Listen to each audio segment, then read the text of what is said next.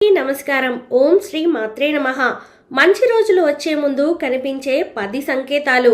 వాటిని గుర్తించి తగిన జాగ్రత్తలు తీసుకుంటే మన ఇంట్లో లక్ష్మీదేవి స్థిరంగా ఉంటుంది. మరి ఆ సంకేతాలు ఏంటో ఇప్పుడు తెలుసుకుందాం. ఒక్కోసారి మనం కొబ్బరికాయను కొట్టినప్పుడు అందులో పువ్వు వస్తుంది. కొబ్బరికాయలో పువ్వు వస్తే చాలా మంచిదని వేద పండితులు చెబుతున్నారు. దీని అర్థం ఏమిటంటే మీరు చేసే పూజలకు దేవతలు సంతృప్తి చెందారని సంకేతం. మీకు రాబోయే రోజుల్లో ఎలాంటి కష్టాలు లేకున్నా ఆ దేవతలే రక్షిస్తారు. అలాగే ఒక్కోసారి కొబ్బరికాయ కుళ్ళిపోవచ్చు. కొబ్బరికాయ కుళ్ళిపోవడం అనేది అపశకునంగా భావిస్తారు. దీని అర్థం ఏమిటంటే మీరు చేసే పూజల్లో ఏదో లోపం ఉందని అర్థం.